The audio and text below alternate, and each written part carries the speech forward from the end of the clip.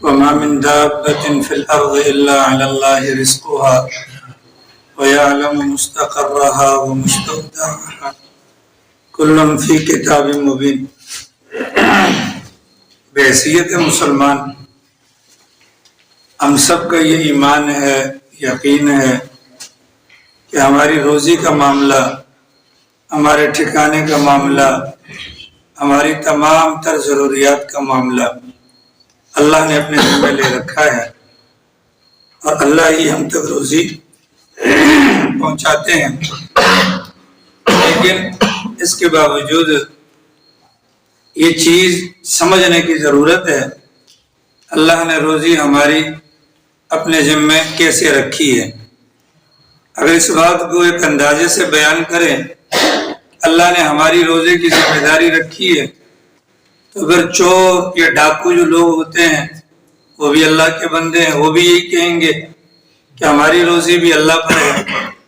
ایک بندہ صبح سے لے کر شام تک محنت مزدوری کرتا ہے اور کہتا ہے کہ اللہ نے میرے مقدر میں یہ رکھا، اور ایک بندہ ڈاکہ مارتا ہے اور ڈاکہ مار کر کسی کا حق دبا کر حرام چیزوں کو لے کر آتا ہے اور کہتے اللہ نے میرا حق یہ رکھا۔ اب اس موقع پر انسان پریشان ہو سکتا ہے، تو بہتر ہے اس بات کو سمجھ لیا جائے، اللہ نے روزی اپنے ذمے لی ہے تو یقیناً وہ حلال روزی ہوگی، کیونکہ اللہ حلال کو پسند کرتے ہیں اور حلال روزی انسان کا مقدر فرماتے ہیں۔ انسانوں سے غلطی ہوتی ہے، اس حلال روزی کو اپنے طرز عمل سے حرام کے اندر تبدیل کر دیتے ہیں۔ اس کو مثال سے یوں سمجھیے، مثال کے طور پر ایک بندے کی روزی ہے یہ یہاں پر رکھی ہے، اور وہ بندہ مثال کے طور پر وضو خانے کے اندر بیٹھا ہوا ہے۔ یہ بات سمجھ لیجئے گا ذرا توجہ کے ساتھ، روزی یہاں پر ہے، بندہ وضو خانے کے اندر ہے۔ اب یہ روزی اس کی ہے، یہ کنفرم ہے، اللہ کے کاغذوں میں یہ اس بندے کو ملنی ہے۔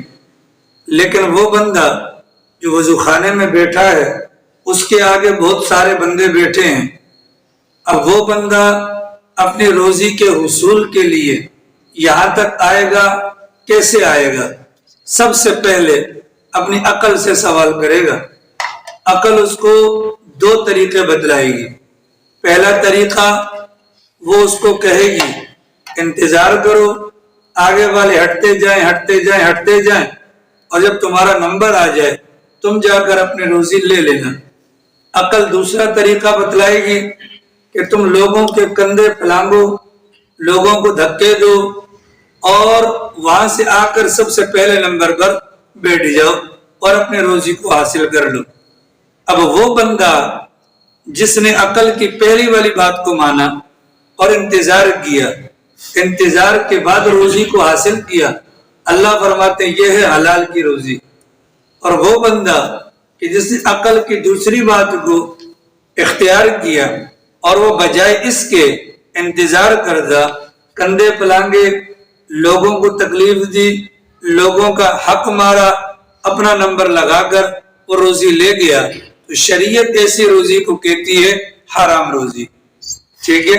اب بظاہر دیکھنے کے اندر چور ہے یا ڈاکو ہے، وہ بھی تو مسلمان ہے۔ اللہ نے روزی انسان ہونے کے اعتبار سے اس کی بھی روزی رکھی ہے، اللہ نے ہماری بھی روزی رکھی ہے۔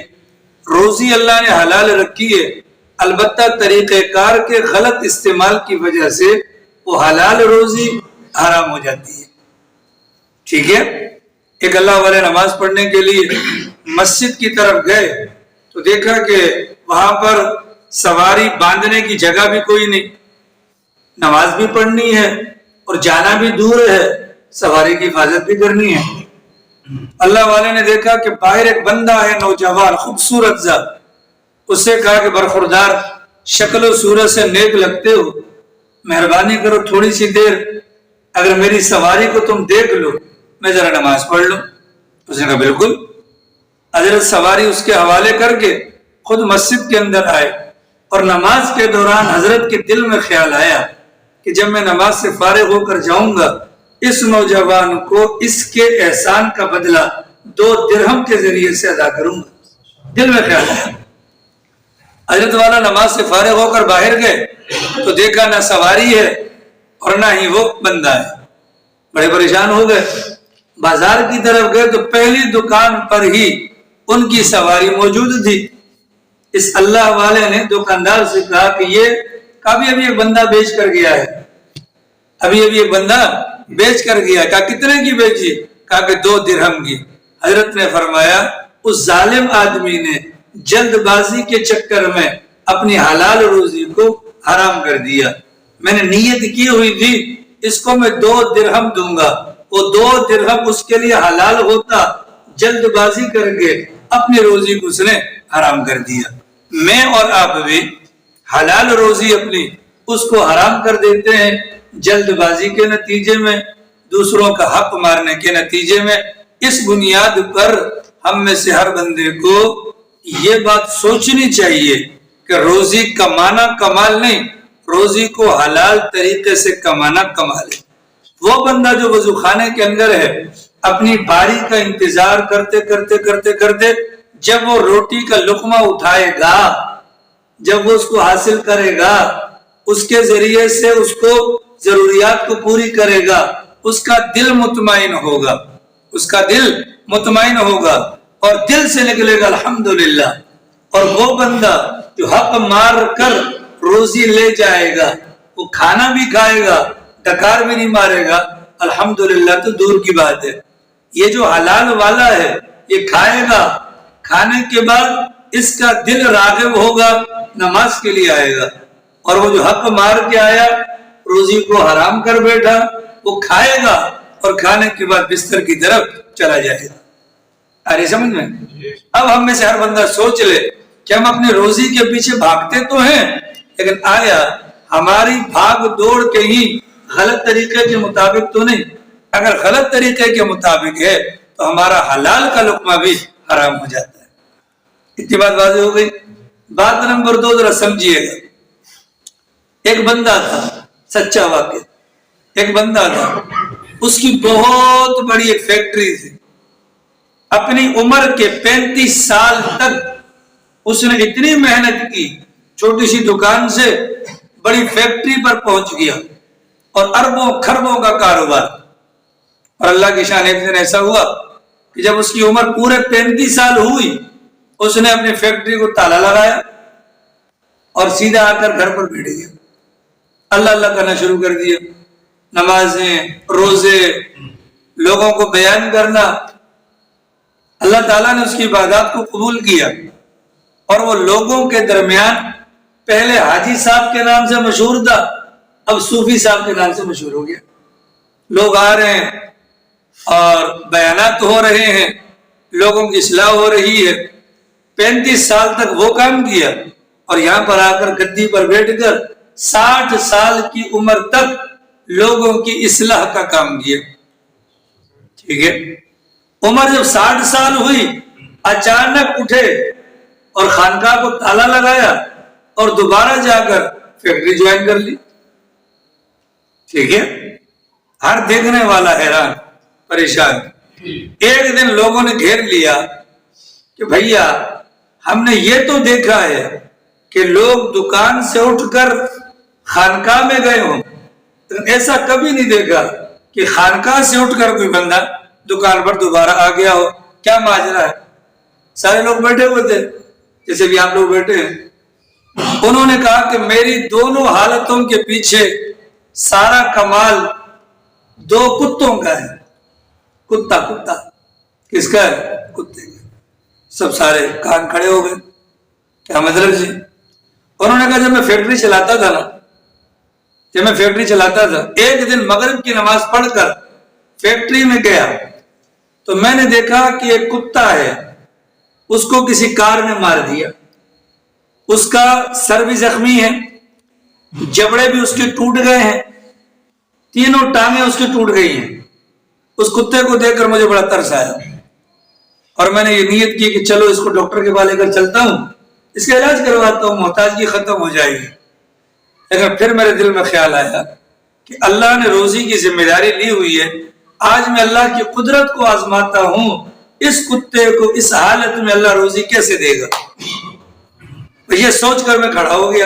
آپ جانتے ہو موبائل فون پر کیمروں والا جو چکر آتا ہے اندر والی صورتحال بھی دیکھ سکتا ہے. تو یہ کہتا ہے بندہ کہ میں اس انتظار میں کہ دیکھتا ہوں کہ اللہ اس کو روزی کیسے پہنچاتا ہے. تو وہ کتا جو زخمی تھا گھسٹتے گھسٹتے میری فیکٹری کے دروازے کے نیچے سے اندر چلا گیا اور میں کیمرے میں دیکھ رہا ہوں موبائل میں. یہاں تک کہ کتا آیا دوسرا, اس کے منہ کے اندر بوٹی ہے, اس کے منہ کے اندر بوٹی ہے اور وہ بھی دروازے کے نیچے سے اندر گیا. تو مجھے کیمرے میں نظر آیا کہ اس آنے والے کتے نے پہلے سے موجودہ زخمی کتے کو جگایا, اس کے بعد بوٹی اس کے آگے رکھی. زخمی کتے نے جس کا جبڑا زخمی تھا اس بوٹی کو اٹھایا, لیکن جبڑا زخمی ہونے کی وجہ سے چبا نہ پایا. اس کتے نے اس بوٹی کو نیچے پھینکا, اس لانے والے کتے نے اس بوٹی کو اٹھا کر نرم کیا اور دوبارہ اس کے منہ میں ڈال دیا. میں منظر دیکھ رہا ہوں سارا. اس کے بعد یہ آنے والا کتا واپس گیا, باہر ایک جگہ پانی جمع تھا, اس کے اندر جا کر اسے اپنی دم کو گھیلا کیا, دوبارہ آیا, اس کتے کو پاؤں مار کر اٹھایا اور اپنے دم اس کے منہ میں چسوا کر اس کے پانی کا انتظام کروا دیا. میں یہ دیکھ کر تھک رہ گیا. پہلا دن, دوسرا دن, تیسرا دن, تو میرے دل نے کہا کہ جو خدا کتے کو روزی پہنچا سکتا ہے تو مجھے بھاگ دوڑ کرنے کی کیا ضرورت ہے. میں اللہ کے دین کے کام میں لگ جاتا ہوں. اس بنیاد پر فیکٹری کو تالا لگا کر میں نے خانقاہ کو آباد کر دیا, اللہ اللہ کرنا شروع کر دیا. اور اچھا کہ دوبارہ جانے کی وجہ, اور میں وہ بھی کتا تھا, وہ اس انداز سے کہ ایک دن یہی بات میں نے مجمع عام کے اندر بیان کی, مجمع عام کے اندر بیان کی, تو مجمع میں سے ایک بندہ کھڑا ہوا اور اس نے کہا کہ برخوردار حضرت گستاخی کی معذرت, حضرت گستاخی کی معذرت, آپ نے جو کچھ کہا بالکل صحیح کہا, لیکن میرا ایک چھوٹا سا سوال ہے. اللہ نے آپ کو 2 کتے دکھلائے تھے. ایک کتا وہ تھا جو زخمی تھا, مجبور تھا, محتاج تھا, اور ایک کتا وہ تھا جو صحت مند تھا اور دوسروں کی ضرورت پورا کرنے والا تھا. آپ کو شیطان نے بہکا دیا. آپ ضرورت مند کتے سے سبق پکڑ کر کام کاروبار کو تالے لگا کر گھر پہ بیٹھ گئے. حضرت آپ یہ بھی تو کر سکتے تھے. آپ کو اگر کتے سے نصیحت حاصل کرنی تھی تو بجائے زخمی کتے سے نصیحت حاصل کرنے کے آپ صحت مند کتے سے نصیحت حاصل کر لیتے, کہ جیسے وہ کتا دوسروں کی ضروریات کو پورا کر رہا تھا, آپ کا دماغ اس طرف کیوں نہ گیا کہ میں بھی ایسا بن جاؤں کہ دوسروں کی ضروریات کو پورا کر لوں. جب اس کی یہ بات سنی تو میرے دماغ نے کام کیا کہ واقعی. پھر اس بندے نے کہا کہ بھیا حضرت والا, آپ کی فیکٹری چل رہی تھی, آپ کی فیکٹری سے کتنے کتنے لوگوں کے گھر کا راشن بنا ہوا تھا, چولہے جل رہے تھے, آپ بیٹھ گئے تو وہ سارے کے سارے چولہے بجھ گئے. حضرت فرماتے ہیں اس بندے کی بات میرے دل کو لگی, خانقاہ کو تالا لگایا, دوبارہ جا کر فیکٹری کو جوائن کیا, اور آج میں نے اس کتے کا روپ دھار لیا کہ جو دوسروں کے لیے کام کرنے والا ہو. اور الحمدللہ میرے ماتحت 600 افراد کام کرتے ہیں. تو گویا کہ خانقاہ کو تالا لگا کر وہاں جانے کا فائدہ کیا ہوا کہ میرے ذریعے سے 600 لوگوں کے گھر کے روزی روٹی کا اللہ انتظام کرواتا ہے. اس واقعے سے سبق کیا ملا؟ دنیا کے اندر 2 طرح کے بندے ہیں, ایک ہے ضرورت مند اور ایک ہے ضرورتوں کو پورا کرنے والا. ضرورت مند انسان ہوں گے اور ضرورتوں کو پورا کرنے والا اللہ کی ذات ہے. اگر کوئی بندہ کھڑا ہوتا ہے اور اللہ کے اس کام کے اندر شریک ہوتا ہے, اللہ کو وہ بندہ بہت زیادہ پسند ہوتا ہے. یہی تو وجہ ہے کہ رسول اکرم صلی اللہ علیہ وسلم نے فرمایا, اللہ میں پوچھیں گے میں بیمار تھا تو عیادت کو نہ آیا, میں بھوکا تھا تو نے کھانا نہ کھلایا, میں بے لباس تھا تو نے کپڑا نہ پہنایا. اس موقع پر اللہ میں کیا جواب دیں گے؟ فلاں موقع پر فلاں بندے کے پاس تو جاتا تو مجھے وہیں پر پاتا, تو مجھے وہیں پر پاتا. اس واقعے سے سبق یہ ملا, بجائے ضرورت مند بننے کے ضرورت مندوں کی امداد کرنا, ان کے لیے روزی روٹی کا انتظام کرنا یہ بہت بڑا عمل ہے. اللہ پاک ہم سب کو توفیق عمل نصیب فرمائے.